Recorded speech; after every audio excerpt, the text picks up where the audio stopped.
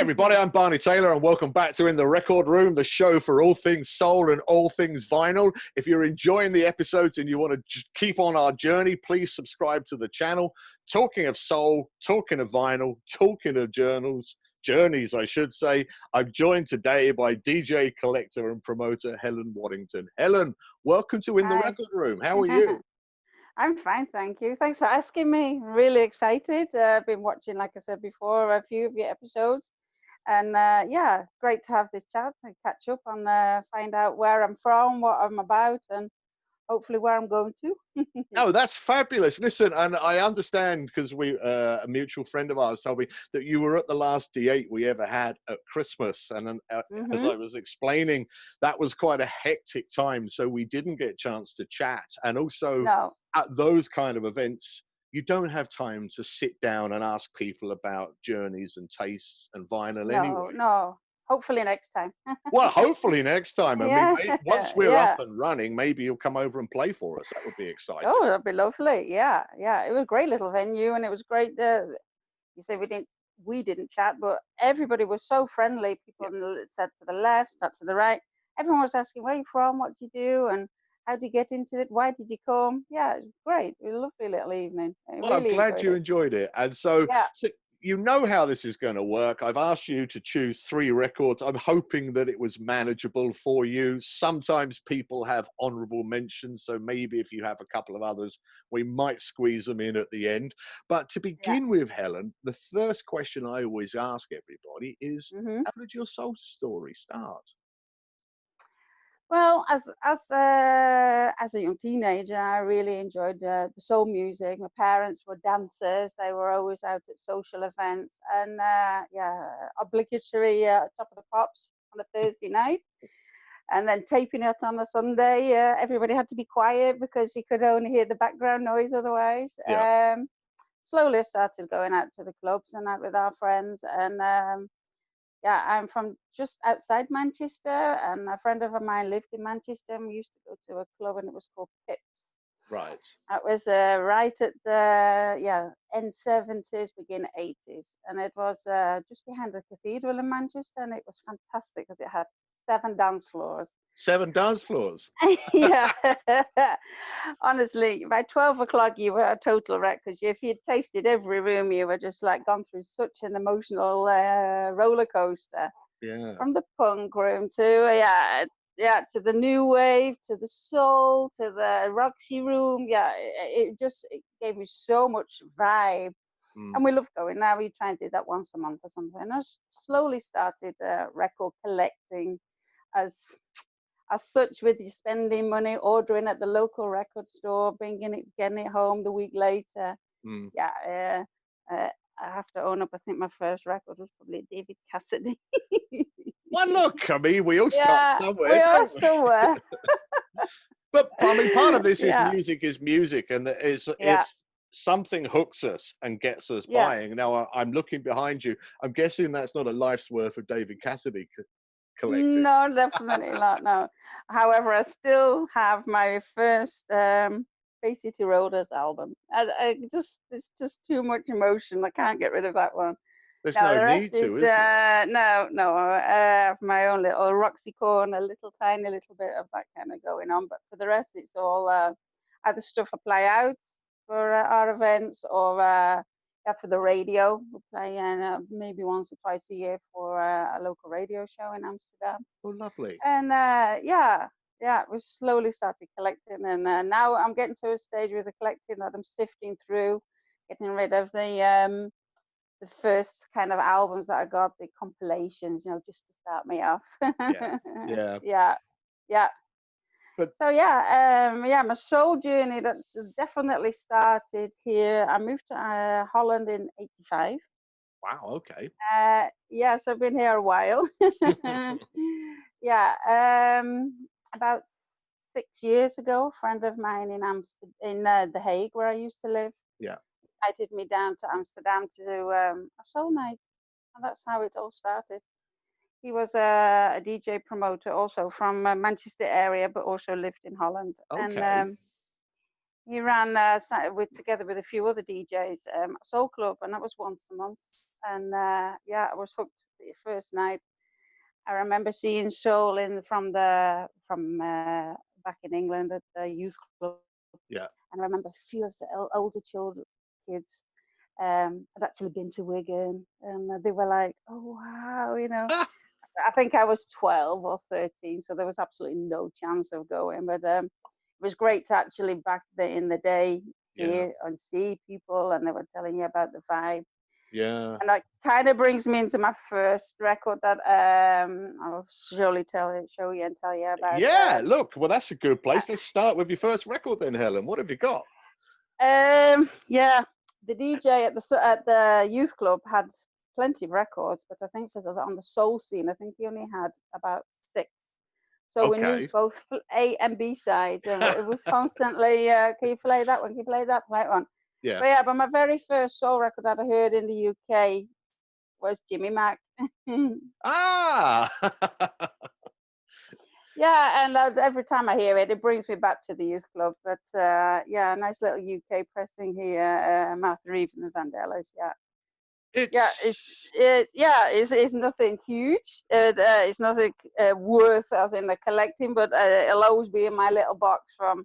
That's where it kind of started. But look, Yeah. that's the beauty, Helen, because that's right at the start of where you started. But also, if you put it on now, people will still dance to it. It's a very accessible Yeah. song. It's a great band, one of the greatest kind of areas for people discovering soul music as well. Yeah, yeah. Nice little flip into it with the third finger, left hand. Yeah, it's just yeah, that's where it really got me, and the wide skirts and the ankle socks, the whole thing of yeah. I mean, friends, if I go back home to visit my father, my friends of mine say, "Do you still wear them white socks when you go DJing?" Yeah, I must admit, now and again I do, just to give that a little vibe. But yeah, that was my first record. But these are the things that stay with us, aren't they? And Yeah. these are the things that, even like you're talking about your Bay City Rollers album, these are things you don't get rid of. You hang on to No, them because you no, hold them no. here as well, don't you? Yeah, for sure. Yeah, and the journey in the soul scene, I think, is also all about all the people you meet through it Yeah. as well. Yeah. Is you hear the music, but it brings back so many memories and so many friends and places, and some pleasant and some less pleasant aromas, depending on Well, where you were. You know, if it was underground, it wasn't always that fresh with the hot, sweaty people. But yeah, the whole thing comes back to you, and it you think does you're because I there. mean, Yeah. yeah, I think you're absolutely right because one of the beauties of meeting people like you and talking and listening to your stories is it keeps coming back to a sense of community Mm, and people that you see once a month or people that you don't see that often or people who invite you as a newcomer to a scene and welcome you. So perhaps you yeah. might then keep telling the story about you were invited to this Amsterdam Soul Club Yeah. and Yeah. then but that wasn't to play, that was just to listen and dance, was Oh, it? just to go and to listen.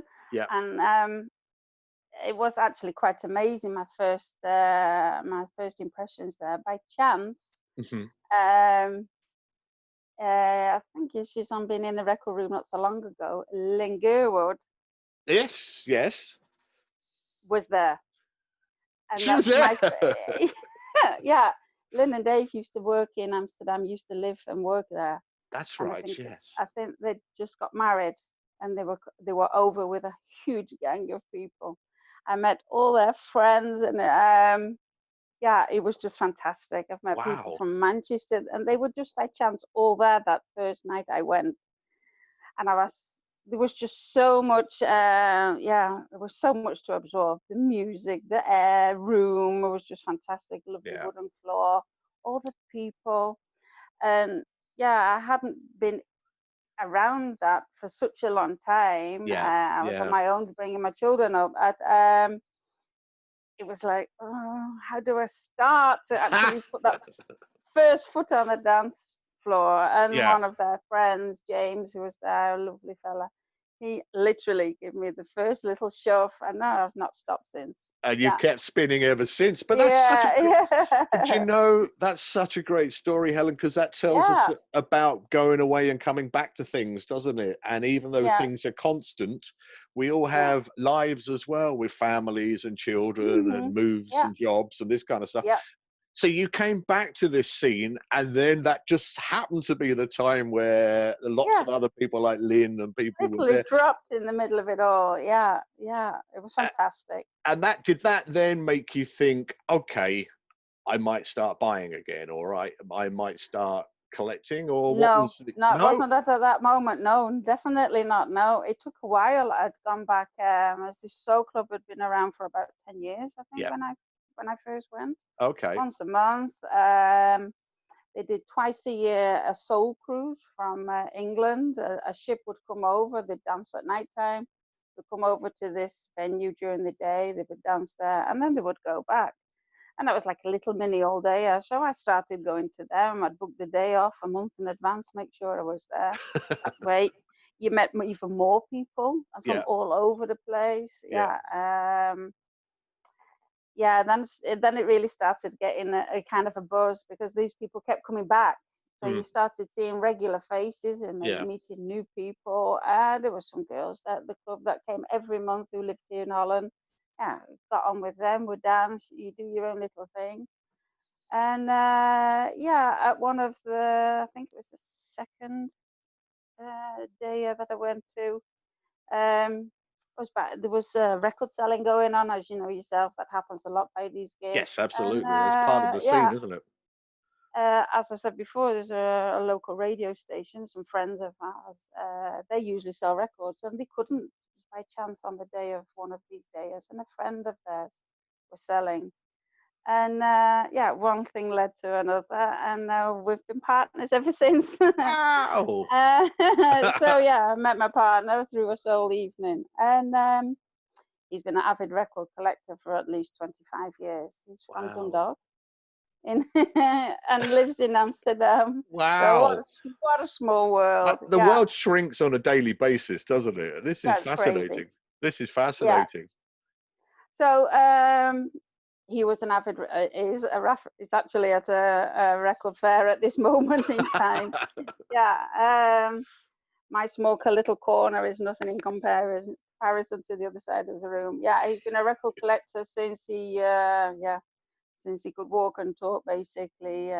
Definitely into his funk in the early days, and more the sweeter side and the Latin kind of soul. Oh, lovely. Yeah, so that was nice. And we used to play at weekends at the house. We'd play the records, then we'd go to the soul club, and it was fantastic. And Yeah. if he couldn't make it, he'd work, and I'd meet friends, and all was well. And then one evening, the DJ said, "There's some things are changing with the location. This will be our last event." And everybody was there devastated, I bet. including myself as well, because Yeah. all I could think of were all these friends, an awful lot of expats went. Yeah. Yeah.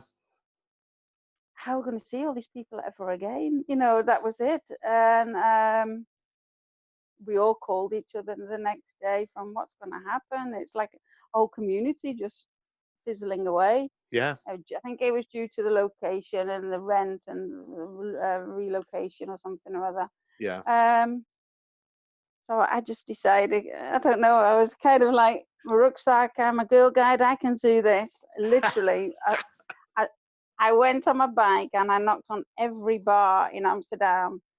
And I said, we need to make a soul club. Can we play records here?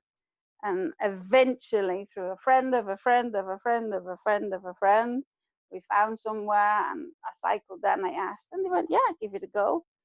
So a friend of mine and I said, let's try it. And then I went, oops, I haven't got any records. It's like something from a film. This is fascinating. I can just picture you cycling around the streets, knocking on doors, and then when they say yes, you're like, oh, so what did you do? No, literally, I had to start collecting ASAP. We're very fortunate in Amsterdam. There are so many record shops. I think Yeah. at least 36 that I know of, and Oh. yeah, there's flea markets and charity shops and car boot sales. Fortunate to starting again, but we're very, very fortunate here. The record supply is just amazing. You just have to be on the ball, get it before somebody else does. Yeah. It sounds really amazing. I mean, it's not like that here, but it's interesting. So, I mean, I know because I see on Facebook and stuff, there's a really strong soul scene in Amsterdam, isn't there? Yes. And there, Yeah. presumably there has been for years. And so did that then help you plug back in or sort of start this new sort of venture? Did you get a lot of Yeah. support from people? Yeah. We started the new venture and everybody was saying, yes, girls, let's go for this. So we did once a month on a Sunday afternoon from 3 till 8 in a little bar, and every now and again we had a different DJ doing it. We didn't know what we were doing. We just started something up. My friend, to be clear, she has been on the soul scene for such a long time. Yeah. Also, visiting abroad, and but yeah, she had a few records as well. But we really had to start up in the game. We were going to record fairs every weekend, and yeah, we wanted to be clear that we weren't playing just cheap compilations just for the fun of it. Yeah. We decided we wanted to collect. Yeah, definitely. I wanted to collect for myself as well. So Yeah. definitely have a kind of genre, different genres going on when I play out and what. And yeah, it all grew from there, and it's gone so fast. This October we'll be celebrating our 5th year, Okay. and we've had so many people. I think we've had 60 DJs almost play for us over the 5 years at small events, very, very large weekenders, Yeah. all nighters, all dayers. We've had so much going on. We've played in the smallest pub in Amsterdam that holds 12 people. 12 people. But we've also played. I'm quite good at contacting people that we've also played for the show Magic of Motown that came from America that went Right. all over Okay. Europe. Yeah. We played there for them. That was a fantastic. We played for so many people. It's been lovely. It's And yeah, amazing. so It's amazing. I know that yeah. I know the experience. A group of us set up DA, and it's a labor of love. And then you keep going, and then when I mean, we Mhm. like yourselves, we were lucky. We got a lot of support from the community. We've not been going since the pandemic. I'll ask you about Oh, that in a little yeah. while. But I love the story of Yeah. you coming to the rescue in some ways, and then kind of that being the motivation to not only set up the soul club, but then the hardest thing about running a soul night is DJing yourself. It's an awkward Yeah. situation sometimes because you Yeah. can always put yourself on the bill, but it sounds like you were doing it because you just wanted to get things going. Yes, literally, our group was called at the beginning on Facebook. We made a group. It was called Save Our Soul SOS. And then because we were doing events every once a month on a Sunday, we called it Soulful Sundays. Okay. And then the name grew because we weren't just playing on a Sunday anymore. It got into evenings and Saturday nights. That we changed it to Soulful, and then because we were in Amsterdam, it became Amsterdam Soulful. And it And has remained Amsterdam Soulful ever since, hasn't it? yeah, we have a really good friend who visits our events, who enjoys it thoroughly. He loves our vibe, and he created the logo for us, and we have it on all the DJs' t-shirts and the badges and hats Oh. and the whole merchandise thing that we follow up and do. Our last weekend at the All Good DJs got lovely linen record bags with it on. Oh, Yeah, that it's sounds great. amazing. Yeah, That's yeah, yeah.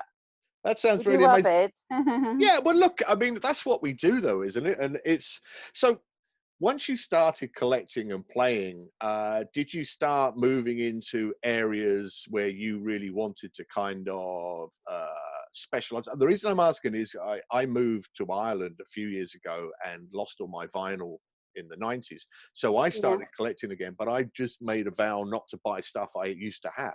So that's pushed me into different directions. Are, yeah. are there, like, if you were to play a set, is there an area of music that you like more, or an area of soul that you try and play more?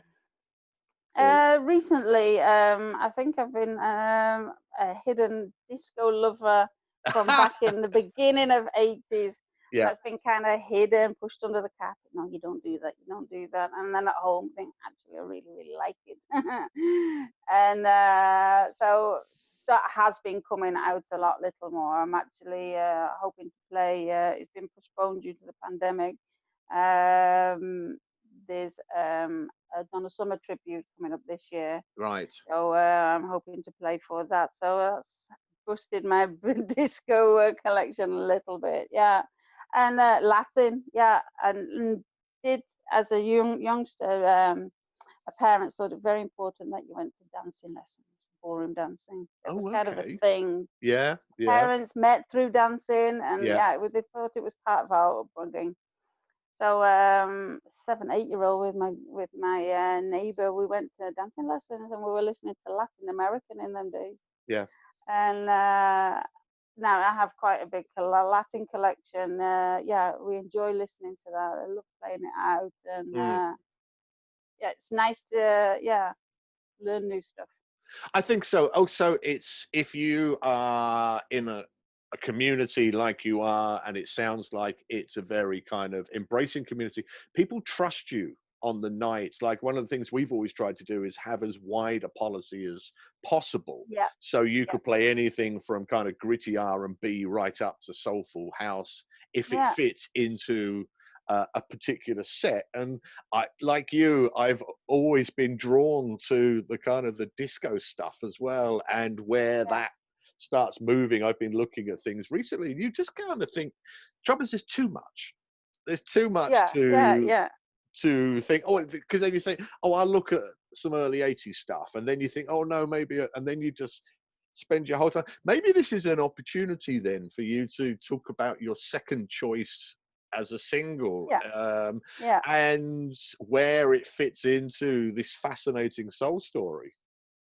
So as I said, we started collecting, Yeah. and record shops are lovely, but they also charge record shop prices. Yes. So we decided to let's go on the hunt. We have a train ticket, so we were all over the place looking at car boot sales and flea markets, and yeah, as I said before, charity shops. Yeah. And I had an awful lot of Fifth Dimension albums, like that gospely kind of sound, Yeah. and they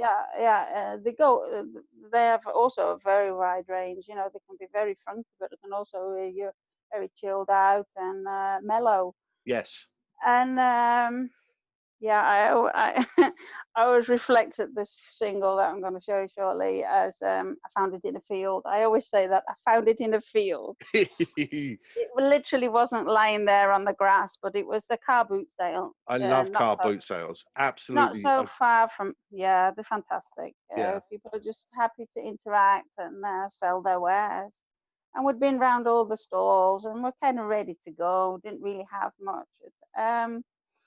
The last stall, it was a farmer. He literally had denim dungarees on, big yellow clogs, and he was selling anything from hardware to cheese, and also I had a tiny little bottle of records, and we were going through them. And Yeah. we pulled out this record, and Fifth Dimension, lovely, Yeah. nice. I have most of their albums, Yeah. and Yeah. nothing will ever take the excitement we had when we went home and we played this, because we didn't know it. Yeah. We didn't know either side. Yeah. And when you go home and you pay just €1 for a record and you've just put it to car, but you go, oh yeah, we'll just see what it is. If it's Yeah. nothing, yeah, whatever, it's not Yeah. bad. But it's an Australian pressing of Train Keep On Moving. Ah, I knew it was going to be that. I had one of those. I sold it. It's a great double-sider, isn't Oh, it? oh, so I was jumping up and down at that, and then we turned it over, and we're like, oh my God. Yeah. Yeah, I'll be loving you forever. Australian pressing in Wow. Holland, in a field. In a What's that? field sold by a farmer.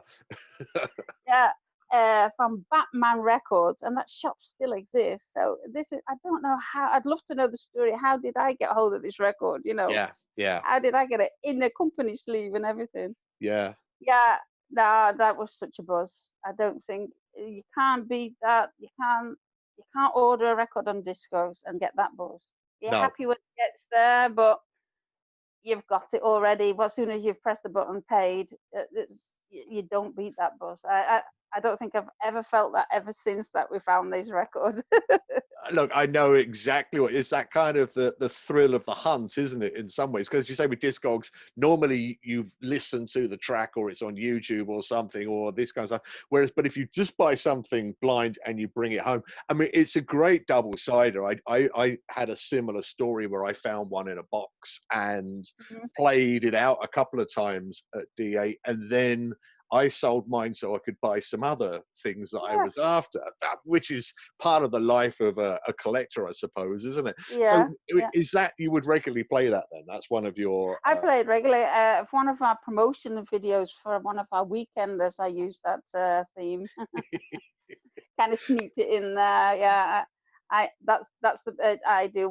My friend and I, we all have our genres, what we're good in it. She's also very good at communicating to DJs and people to get guests over from the UK and things like yeah. that. Yeah, I do the clips. I made the promotional video, and I thought, well, I'm going to sneak my record in. Yeah, brilliant. But you see, it's interesting as well because as you're kind of describing the thing, the thrill of an object and the the chance of finding an Australian pressing in a Dutch field and all of these kind of Yeah, things is absolutely extraordinary. But then, as soon as you said what it was, anybody watching this, everyone's going to go, "I know that song," and yeah, they're all going to think, "Have they got it?" And then there was my story about having it and selling it. So it's just something about the universality of soul music, isn't it? That you yeah, yeah, can. for sure. Yeah, yeah. Yeah, like I said, nothing will ever beat that, and I don't think I could ever really get rid of it because of that. I'm even buzzing now talking about the record. And I can see the uh, thrill in your eyes when you're talking about it. yeah, yeah, And these are the stories I love. The stories of, someone getting so excited. Because for other hmm people, like obviously the guy selling it, it may not have meant that much to him really. He just no, wanted to he get just rid of it. put it the euro in his dungaree pocket and moved on. He was packing up, ready to go home almost. Yeah, so yeah, we found out. It was great. That is exactly what this show is for. Those kind of Yeah, stories. So you're collecting and you're playing, and yeah. then I'm guessing, like, I don't know what it's been like in Holland, but all playing out over here. Like the D8 that you were at in December, that's the last one we did. There was one event hmm that I was invited to double deck at in January, but there's been nothing since. I mean, how has Yeah. the virus and the pandemic impacted on Amsterdam and Holland? Nothing also. They were very radical here in Holland with the lockdown. Personally, I was home for 2.5 months. No work, no travel, no nothing. Yeah, In hindsight, I think they did very, very well coping with it. I think in comparison to other countries, of course, it's a small country, but if you look at the population, yeah, I think we kind of nipped it in the bud here very, very well. And with the hygiene and the supermarket, everything, you couldn't fault it. I don't think so. yeah, yeah. Slowly but surely now, the pubs are opening and they are having DJs playing. The only thing is you can't dance. That's the big issue You with social can't distancing, make. isn't it? And things. Yeah, so you can kind of shake on your chair, and that's about it. Yeah, yeah. We're playing ourselves at the end of at the end of August for a friend of ours who has a record store, and every year we do a little gig for her in a youth club that's been open for 52 years. Can you imagine that? 52 years. Talk to me Yeah. about this. This is amazing. So some of the children who go, I mean, the teenagers, adults, really, it was set up by their parents. I mean, we played there last year. So funny story, Barney. We were Yeah. playing there last year, and there were the kids who go there every week, and every week there's something different. But we played, and they looked over the booths. They went, "Oh my God, she's playing records!" Yeah, and mostly it's either USB and Yeah, or yeah, it was Spotify great. through a Yeah, phone or something. yeah, yeah. So it was fantastic. The youth were enjoying it, and the record sales of my friends did really, really well. I have quite a nice story of my third one. It'll take some while to get into the end, so I'm going to start it off if that's all right. Helen, look, I'm Yeah. just sitting here encouraging you to talk, and I haven't been anything other than fascinated. So carry on, please. Well, not long after my girlfriend and I started our Amsterdam Soulful, what was called Soulful Sundays in the Yeah. beginning, um, the guy who originally brought me back onto the soul scene by introducing me and asking me to come along to the soul club, Yeah. also started a soul club. So there was two soul clubs, the girls one and the boys one, and they work really well. There was one in a cafe right in the center of Amsterdam, right near Central Station. Yeah. It was run by two blokes, and it was fine, and it was nice. I enjoyed going because it's different when you go to an event as a punter and not as Yes. an organizer. You You know, can you can relax, kind can't of you? let your hair down, and you don't have to think, oh, what's next, what's next, what's this, what's that. I can't say I find it very stressful, but or hosting, but there are some times that you have to be really on the ball, as you said, a bad-tempered barman or something like that. Yeah. Yeah, Yeah. yeah, you just have to be on the ball. Yeah. And when you go somewhere as a guest, it's so different. And we've played together a few times as well. So that was my friend Pete and his colleague in the soul scene, Russell. Right. And Russell always used to play a certain record, and I was absolutely mad on it. That was the only place I ever heard it. And yeah, through a very, very small coincidence, it's a modern record. It's I think 2000. I don't know. I think 2014, maybe 15 or 16. I'm not too sure. For a friend of ours in the south of Holland, they also have a regular night. They messaged me one day, and this is how paths cross, and you're just destined to meet somebody. Yeah. This record that Russell played was limited numbers, so you couldn't buy it anymore on Discog. So that was the end of the story for me, I thought. Yeah. A friend of ours who had a local event messaged me and said, I've got a friend coming over from Detroit. He said, but I'm on holiday. Can you hook him up with an event? He's passing through Amsterdam to fly to Russia or Estonia or somewhere around to, he was a record producer. It's like, no way, he has his own label and everything. How do I brush shoulders with these kind of people? Yeah. Yeah.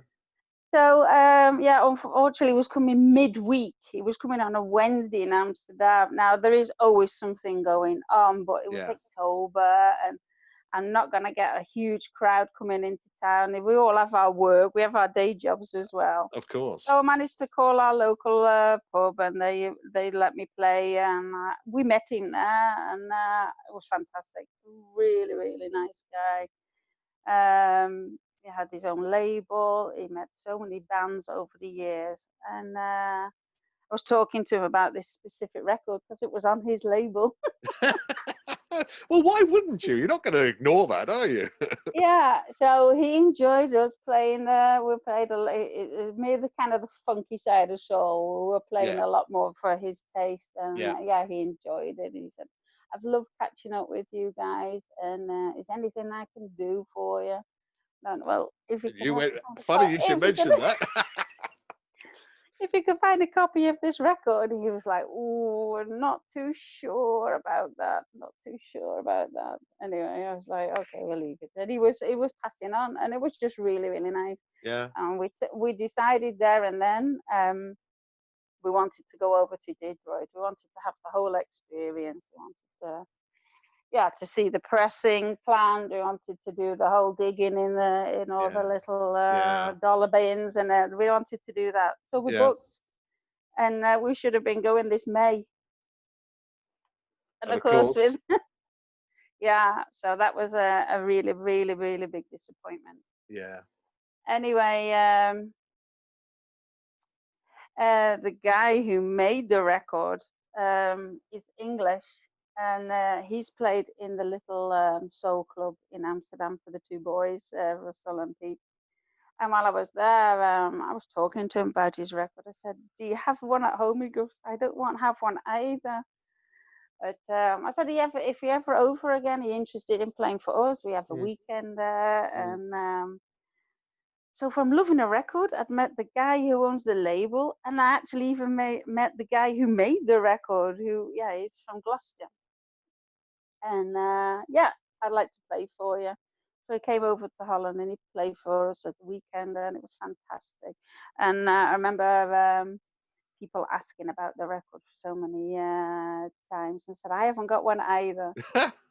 Yeah, the guy from Detroit messaged us and said, "Actually, I'm over again soon. Could you maybe get another event going, but then maybe in a bigger venue?" Anyway, it was a Saturday night, and I managed to get an event in a big club, and it was just fantastic. And lo and behold, he had one record. He found his own copy. So he brought his own copy over and loads of merchandise. I have so many test pressings from him. It was fantastic. And when he gave it me, not long after, I met the guy who actually made the record. So I only have the very last copy that's never been on Discogs. I also have it signed and stamped. Wow. Oh, I love that. Yeah. Oh, wow. So that's a story, isn't it? I love that single. That's a great story. I played it at our weekend, and all the English people kept coming over saying, "What on earth is that? Yeah. We never heard it." I said, "I know, because it's not that many printed." So yeah, that's the story of my third one. Yeah, love it. And he signed it for me, so I'm really, really happy with that. Oh, Helen, that's worth it for the show itself, just for that one story. And then you combine that with the finding the record in the field. This has been amazing. I think that single is fabulous. I'm not going to say I'm jealous, because I am, but I'm not going to say that. But it's about meeting people, though, isn't it? And just about our paths across, that is just fantastic. And I'm really, really upset that we're not going to Detroit this year. I mean, we will go when I get all the paperwork. As you know yourself, things in the States are a lot cheaper. So we were so mindset on going. We actually ordered some records on Discogs for pittance from there. And we asked our friend who owns the label, and they got posted to his house. So the packages were piling up and piling up, but it wasn't a problem, because we were going. We were going to get them and bring them home. Yeah. But we're not going. So he's been lovely enough. The parcel is now on the way with all the records that we've ordered that were from the States. And he's thrown in even more new test pressings as well. Oh, so my God, Helen.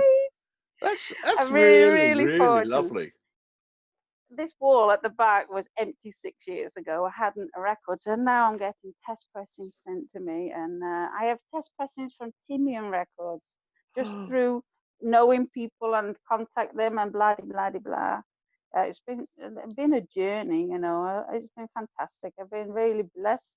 The people I've met over the last 6 years, for sure. That bike ride is still going in some ways, isn't it?